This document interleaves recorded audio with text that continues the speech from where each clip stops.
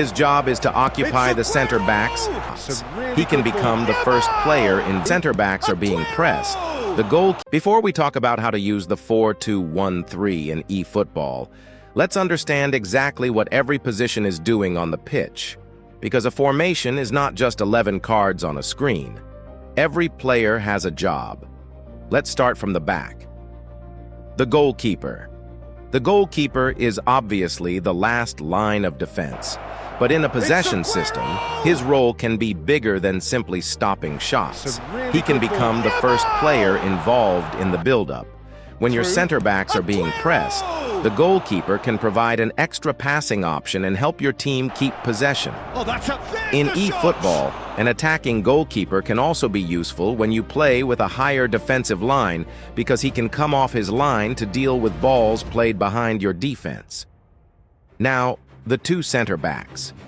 Their first responsibility is to protect the center of the defense. But when you are playing possession game, they also start many of your attacks. They need to be comfortable passing the ball forward. One center back can step forward with the ball when space is available, while the other stays more cautious and protects against a counterattack. The key is simple. Don't make both center backs abandon their defensive position at the same time. Now we move to the fullbacks.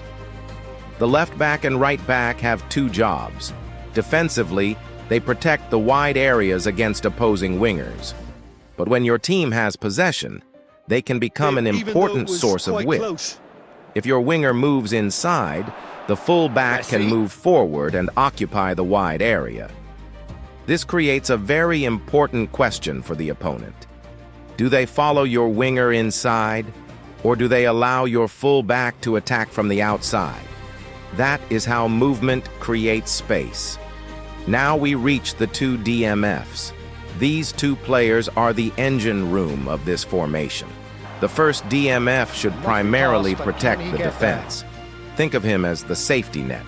When your fullbacks move forward and your attacking players are high up the pitch, he remains in a position to stop dangerous counterattacks. This is why an anchorman can be extremely useful here. The second DMF has a slightly different responsibility. He connects the defense with the attack.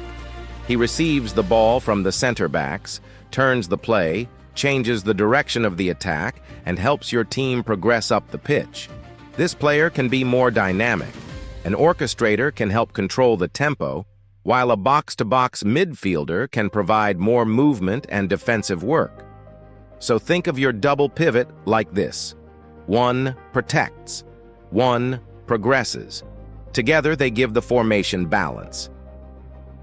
Now we arrive at the most important creative position, the AMF. The attacking midfielder operates between the opponent's midfield and defense. This is the player who can turn possession into danger.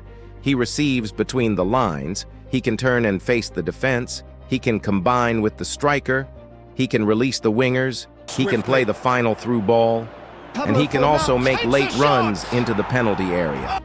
This is why losing your AMF's position can completely change how the formation feels. You want this player involved.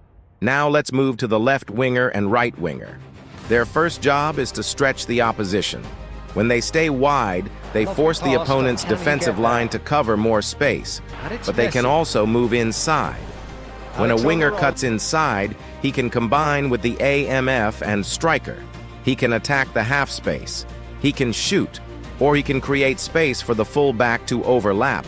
So your wingers are not simply there to run down the touchline. They are there to create problems. And finally, the center forward. The striker is your main reference point in attack. His job is to occupy the center backs, attack space behind the defensive line, receive passes, link with the AMF, and most importantly, finish the chances. A goal poacher can be extremely dangerous if you want constant runs behind the defense. A target man gives you a completely different approach by allowing you to play into the striker and bring other attackers into the game. So when choosing your CF in eFootball, don't simply ask, who has the highest rating? Ask, what do I want my striker to do? And now, if we put everything together, you can see the real structure. The goalkeeper starts the attack. The center backs build. The fullbacks provide width and support. The two DMFs control and protect the center. The AMF connects midfield with attack. The wingers stretch and attack the opposition. And the center forward finishes the move. That is the 4-2-1-3. 11 players, different responsibilities, one system, and when those responsibilities work together, the formation becomes much more than a tactical diagram. It becomes a system designed to control the game. This is Netivo, where every match tells a story. Subscribe, and I'll see you in the next battle.